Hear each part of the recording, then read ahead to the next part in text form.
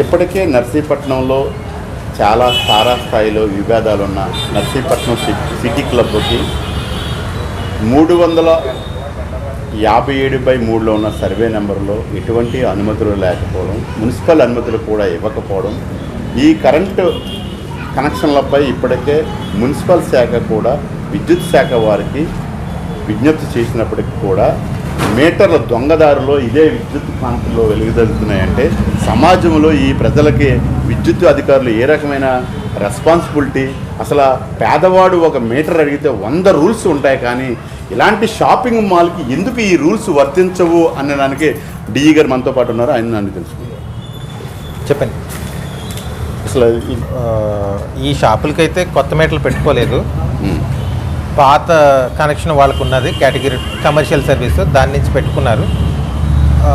ఒకసారి చూస్తున్నాము, దాని మీద ఎడిషనల్ లోడ్ కేసు ఒకటి బుక్ చేసి ఇప్పుడు ఏ విధంగా అయితే వాడుతున్నారో ఈ లోడ్ అంతా కూడా ఆ మీటర్ మీద బుక్ చేయడం జరుగుతుంది. ప్రతి షాపింగ్ మాల్కి ఒక మీటర్ పెట్టుకొని 100 షాపులకు వాడుకుంటే లోడ్ వాడతారా, థ్రెఫ్ట్ ఏదైనా అక్రమ కరెంటును వినియోగిస్తున్నారా, మీ డిపార్ట్మెంట్ చర్యలు తీసుకుంటుందో తీసుకోండి.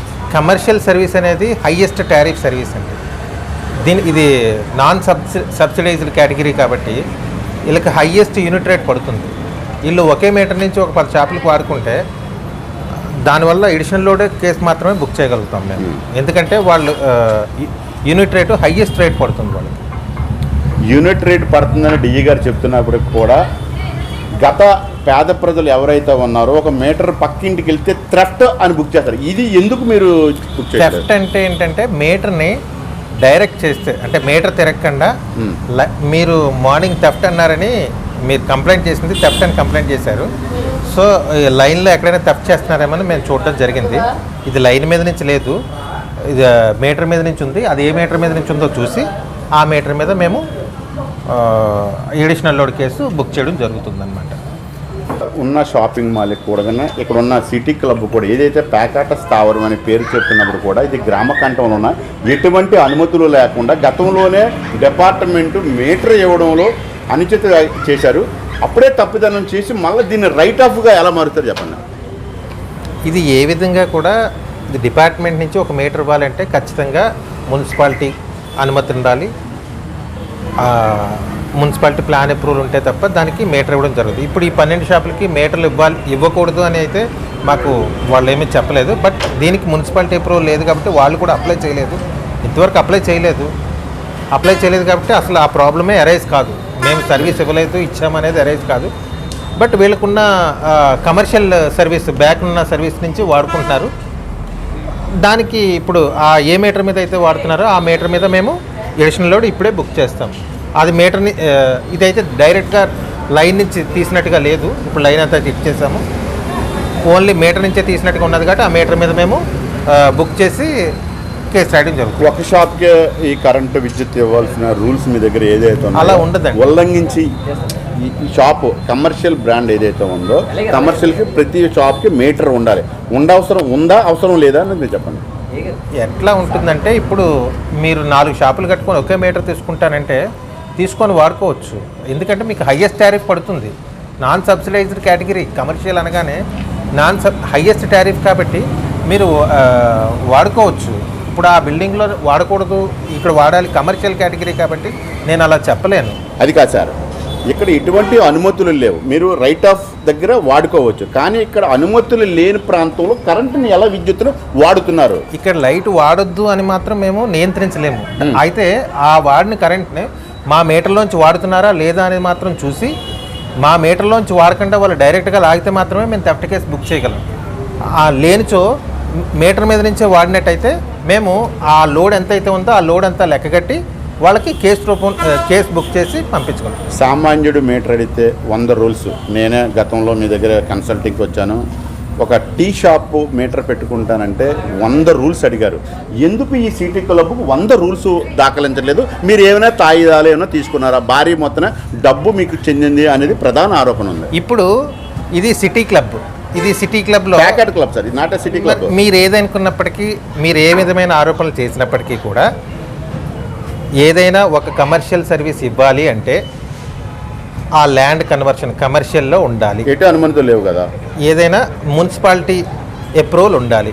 అట్టి పరిస్థితుల్లో మాత్రమే మేము కమర్షియల్ కేటగిరీ ఇస్తామని చెప్పేసి మీకు ఆల్రెడీ రిటర్న్గా కూడా ఇచ్చి ఉన్నారు. ఇంతకుముందు ఎవరో అడిగినప్పుడు రిటర్న్గా కూడా ఇచ్చాము. అదే ఫాలో అవుతాం. అది సామాన్యులైనా, అది క్లబ్ అయినా, వేరే పెద్ద మాల్ అయినా కూడా అది సేమ్ రూలే వర్తిస్తుంది అందరికీ కూడా. ఇప్పుడు మీరు పాత సర్వీస్ నుంచి మీరు వాడుకున్నట్టయితే ఆ మీటర్ కెపాసిటీ అది సరిపోయినంత వరకు ఉంటుంది. అది ఎంతవరకు ఉంటుందో చూసి దాని లోడ్ అంతా బుక్ చేయడం జరుగుతుంది. అది కేటగిరీ 2 పరిధిలో కొన్ని మీటర్స్ ఇస్తారు. దాని నుంచి 100 ఇల్లులైనా వాడుకోవడానికి ఇప్పుడు మీరు చెప్పినట్టు టారిఫ్ ఏదైతే మీటర్ నుంచి వస్తున్న బిల్లుని అనుసరించి మేము ఆ బిల్లుని తీస్తాము అంటున్నారు. సామాన్యుడు ఒక ఇంటి నుంచి ఒక కరెంటు తీస్తే ఇమీడియట్గా మీరు ఆ కరెంట్ని కట్ చేస్తున్నారు. ధన్యవాదాలు. మీరు ఒక హౌసెస్ ఒక ఇంటికి తీసుకొని రెండో ఇంటికి వాడితే జనరల్గా నష్టం ఆ ఇంటి వాళ్ళకే వస్తుంది. ఎందుకంటే ఒక్క నిమిషం మీరు అర్థం చేసుకోవాలి, మా పరిధులు ఎంతవరకు ఉన్నాయనేది మీరు అర్థం చేసుకోవాలి. డొమెస్టిక్ అనేది సబ్సిడైజ్డ్ కేటగిరీ. అక్కడ యూనిట్ రేటు ఫస్ట్ 30 యూనిట్స్కి ఒక రేట్ పడుతుంది, అలాగే 75 యూనిట్స్కి ఒక రేట్ పడుతుంది.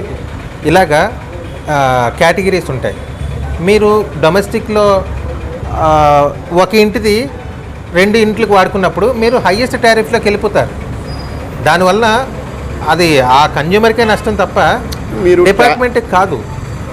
ఇక్కడ కూడా ఇప్పుడు మేము ఇక్కడ లోడ్ రాసి వీళ్ళకి 20 కిలోవాట్స్ దాటిపోతే మేము ట్రాన్స్ఫార్మర్ కట్టించి ట్రాన్స్ఫార్మర్ ఎస్టిమేట్ వేసి నోటీస్ ఇవ్వడం జరుగుతుంది. విద్యుత్ అధికారులు ఎంత వాడుకున్నా తప్ప మేము దాన్ని టారిఫ్ వేస్తాం తప్ప మీరు ఎన్ని షాపులు వాడుకున్నా, ఎన్ని ఇల్లు వాడుకున్నా నిబంధనలు ఏమీ లేవని డిఈ గారు మనతో పాటు నిబంధనలు అవసరం లేదు. ఏదైనప్పటికీ ఒక షాపు మీటర్ కావాలంటే వందలాది పర్మిషన్లు కావాల్సిన అవసరం ఉన్నప్పటికీ కూడా ఈ విషయంలో మాత్రం ఏదైతే సిటీ క్లబ్ ఆవరణలు ఉన్నావు 14 షాపులకి ఇల్లీగల్గా బ్యాక్ నుంచి కరెంటు వచ్చినప్పటికి కూడా ఇది లీగలైజ్ అని చెప్తున్నారు డిఈ గారు. లాస్ట్ ఫైనల్గా ఏం చెప్తారు చెప్పండి. ఇల్లు ఇప్పుడు వాడుతున్న లోడు 20 కిలోవాట్ దాటినట్టయితే వీళ్ళకి ట్రాన్స్ఫార్మర్ ఆ లోడ్ అంతా రాసి 20 కిలోవాట్ దాటినట్టయితే వీళ్ళు ట్రాన్స్ఫార్మర్స్కి కట్టుకోవాల్సి వస్తుంది. ఆ నోటీస్ని మేము వెంటనే ఇస్తాము. అది కంపల్సరీ అది కట్టాల్సి వస్తుంది. ఇది ఎవరికైనా వర్తిస్తుందా? సామాన్యుడు కూడా వర్తిస్తుంది. ఎవరికైనా కానీ 20 కిలోవాట్స్ దాటితే అది ట్రాన్స్ఫార్మర్ కట్టుకోవాల్సి వస్తుంది. ఒక మీటర్ ప్రభుత్వ ఆదాయాన్ని ప్రభుత్వానికి ఆదాయం వస్తుంది తప్ప ఇక్కడ పోవట్లేదు. మీటర్స్కి వరితే దానికి 2000 3000 మీటర్ల ఆదాయం 11 షాపులు అంటే 40,000 రావాల్సిన ఆదాయాన్ని 1 మీటర్ ద్వారా ఇవ్వడం వల్ల మీరు 1 మీటర్ ఇక్కడ 1 మీటర్ అని కాదు, మేమేమి ఇవ్వలేదు. వాళ్ళు వాడారు కాబట్టి దీన్ని కేసు కింద రాస్తున్నాం. వాళ్ళు రేపు పొద్దున అప్లై చేసుకోవాలి అంటే దీనికి తగిన పర్మిషన్లు పెట్టుకోవాల్సి వస్తుంది. ఇప్పుడు అక్కడి నుంచి లాగేశారని మీరు కంప్లైంట్ చేశారు, మీరు పదే ఫోన్ చేశారు కాబట్టి మేము ఇక్కడికి రావడం జరిగింది. లేకపోతే రారా మీరు? అలా అని కాదు. ఇప్పుడు మేము ఈ టైంలో రాత్రి 9 గంటలకు మేము ఇక్కడికి వచ్చి మీరు ఫోన్ చేయడం వల్ల మాత్రమే మేము ఇక్కడికి వచ్చాము. వచ్చి చూసాము, ఇక్కడ ఏదో థెఫ్ట్ జరుగుతుందన్నారు, చూసాము. డిపార్ట్మెంట్కి బాధ్యత లేదా? ఇప్పుడు మీరు ఫోన్ బాధ్యత అని కాదు, బాధ్యత ఉంది కాబట్టి మీరు ఫోన్ చేసినామంటే మేము వచ్చాము. ఇక్కడ లైన్ నుంచి థెఫ్ట్ జరగట్లేదు. ఇక్కడ మనం నిర్ధారించుకోవాల్సింది మా రూల్ ప్రకారంగా మాకున్న పరిమితులు, మా డిపార్ట్మెంట్ రూల్స్ ప్రకారం, మా జీటీసీఎస్ ప్రకారం మేము లైన్ నుంచి మీరు థెఫ్ట్ చేస్తున్నారా అన్నారు. ఇక్కడ చూసాము, లైన్ అంతా వెరిఫై చేయడం జరిగింది, ఎక్కడ థెఫ్ట్ చేయలేదు. వీళ్ళు వాడేది ఆ వెనకతలు ఉన్న మీటర్ మీద వాడుతున్నారు. ఆ మీటర్ మీద ఇప్పుడు లోడ్ ఎంత అయిందో చూసి లోడ్ అంతా లెక్కగట్టి అది 20 కిలోవాట్ దాటిపోతే వాళ్ళు ట్రాన్స్ఫార్మర్కి అది ఎంత కాస్ట్ అయితే అంత కాస్ట్ వాళ్ళు కట్టాల్సి వస్తుంది. ఇప్పుడు ఈ సర్వీసులన్నింటికి కూడా వాళ్ళు అప్లై చేసుకున్నప్పుడు ఏవైతే కమర్షియల్ కేటగిరీకి రూల్స్ వర్తిస్తాయో అవన్నీ ఫుల్ఫిల్ అయిన తర్వాత మాత్రమే ఈ షాపులన్నిటికీ సర్వీస్ ఇవ్వడం జరుగుతుంది. అది ఎవరికైనా ఒకటే. కరెంట్ వెలిగించుకోవచ్చా అప్పటి వరకు? ఇప్పుడు ఇలా వెలిగించుకోవడం వల్ల వాళ్ళకే నష్టం తప్ప మాకు కావాల్సింది ఏంటి? ఆ కమర్షియల్ కేటగిరీలో హైయెస్ట్ టారిఫ్లో బిల్ అవుతుంది. రేపు దీనిని పెళ్ళిళ్ళు జరుగుతున్నప్పుడు మీరు పర్మిషన్స్ ఎవరు కాబట్టి ఒక ఇంట్లోంచి కరెంట్ వాడుకోవచ్చు. ఏదైనా సరే ఆ రెస్పెక్టివ్ కేటగిరీలో వాడుకోవాలి. ఇప్పుడు మనం కమర్షియల్ పర్పస్ ఉన్నప్పుడు కమర్షియల్ కేటగిరీ నుంచి వాడినప్పుడు అది లోడ్ని మనం లోడ్ కేసు రాయడం అవుతుంది తప్ప అది తప్పుగా మాల్ ప్రాక్టీస్ కానీ థెఫ్ట్ కేసు కిందకి రాదు. లోడ్ని కాల్కులేట్ చేసి ఎంత లోడ్ అయితే వాడారో ఆ లోడ్ కేసు మేము రాయడం జరుగుతుంది. అంటే కేటగిరీ ఇంపార్టెంట్. ఇక్కడ మాకు కావాల్సింది ఏంటంటే ఇంటి సర్వీస్ నుంచి షాప్కి వాడకూడదు. అలా వాడినట్టయితే ఇప్పుడు మీరు సిటీ క్లబ్ నుంచి అది కమర్షియల్ పర్పస్, ఇది కమర్షియల్ పర్పస్ కాబట్టి సిటీ క్లబ్ కూడా కమర్షియల్ కేటగిరీలోనే ఉంది కాబట్టి ఆ మీటర్ కూడా కమర్షియల్ కేటగిరీనే. సో యూనిట్ రేటు ఎటువంటి మార్పు ఉండదు. కానీ ఇక్కడ లోడ్ పెరుగుతుంది కాబట్టి ఇక్కడ బల్బులు అవి వేశారు. ఇక్కడ ఒక ఎల్ఈడి బల్బులు ఒక 10-15 ఒక్కొక్క షాప్లో చూసుకున్నట్టయితే ఒక 12 నుంచి 10 బల్బులు ఉన్నాయి. ఈ 10 బల్బులు సుమారుగా ఒక్కొక్క షాప్లో 120-130 వాట్స్ దగ్గర పెరుగుతుంది. ఈ 10 షాపులు చూసినట్టయితే 1 కిలోవాట్ పెరుగుతుంది, 1 కిలోవాట్ 2 కిలోవాట్లో పెరుగుతుంది. ఏసీలు ఎక్కడ పెట్టి ఉండలేదు కాబట్టి ఓన్లీ లైటింగే కాబట్టి ఇంకా మిగతా లోడ్ కూడా చూసి ఆ లోడ్ అంతా బుక్ చేసి అదంతా 20 కిలోవాట్ దాటిపోయినట్టయితే వాళ్ళకి ట్రాన్స్ఫార్మర్ పెట్టుకోమని చెప్పేసి నోటీస్ ఇచ్చి ఇమీడియట్గా వాళ్ళ చేత కట్టిస్తాం. ఎటువంటి భూమి అనుమతులు మున్సిపాలిటీకి లేకపోయినా కరెంటు డిపార్ట్మెంట్ వారు అనుమతులు ఇస్తే ట్రాన్స్ఫార్మర్ పెడతాము. వాళ్ళకి కరెంటు కూడా మేము లీగలా ఇన్లీగలా అనేది కాదు, వాటేజ్ ప్రకారంగా గతంలో మేము సిటీ క్లబ్లో మీటర్ ఇచ్చి ఉన్నాము. ఆ మీటర్ నుంచి వాడుకున్న కరెంటుకి టారిఫ్ లెక్కల ద్వారా ఎంత విద్యుత్తు వాడితే అంత విద్యుత్తుకి మేము ఈ బిల్లును చెల్లించవలసిన అవసరం ఉంది తప్ప మేము ఎటువంటి అనుమతులు ఇవ్వలేదు. ఒకవేళ ఎక్కడైనా సరే ఈ ప్రాంత ప్రజలు ఎవరైనా సరే 100 షాపులకు కానీ ఒకే మీటర్ను వాడుకోవచ్చని డిఈ గారు మనతో పాటు ఉన్నారు. Over to studio.